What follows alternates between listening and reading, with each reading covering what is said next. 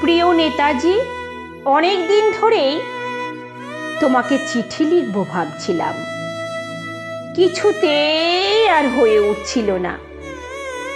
আজ কোনো একটা ঘটনার নিরিখে তোমাকে চিঠি লিখতে বসলাম। ছেলেবেলায় আমাদের দোতলা ড্রয়িং রুমে তোমার ছবি, জন্মদিনে পেতাম বই, সেখানেও তুমি।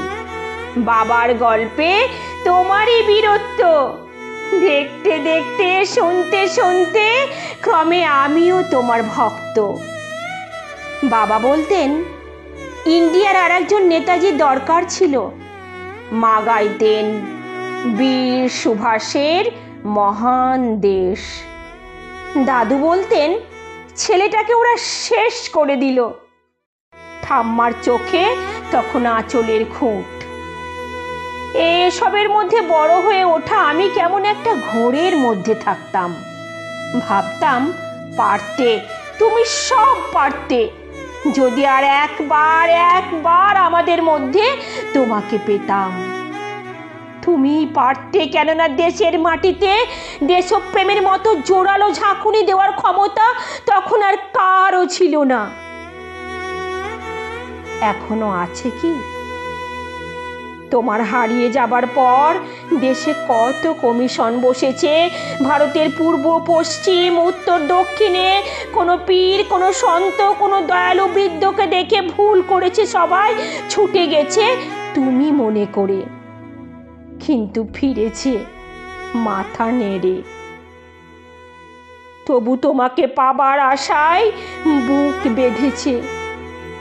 তুমি তো শুধু বসু পরিবারের নও, তুমি গোটা ভারতবর্ষের মণিকোঠার হীরক, যার আলোর শুদ্ধতা কালোকে সাদা করতে পারে।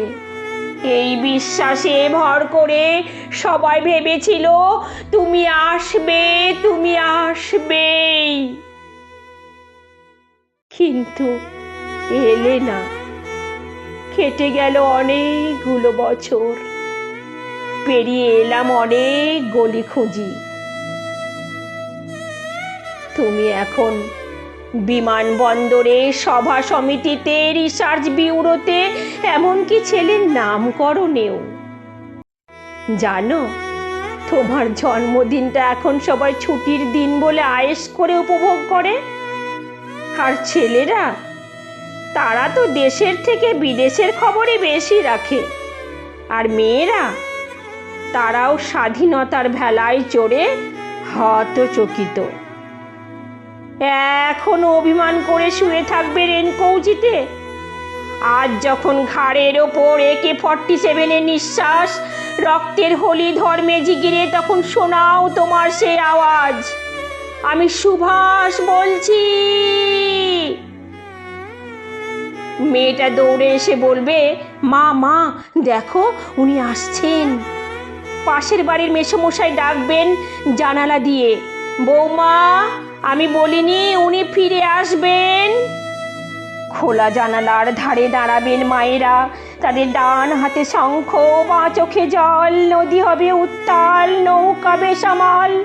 পরাণ মাঝিও চেঁচাবে, উনি আসতেছেন।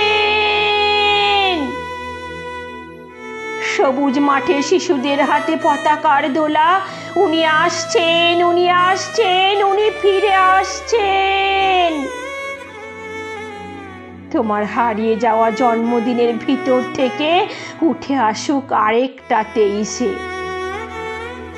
আজ স্বাধীনতার ঠিক আগের মুহূর্তে দাঁড়িয়ে তোমাকে আমার এই চিঠি। প্রণাম নিও। ভালো থেকো নেতাজি, প্রণাম নিও।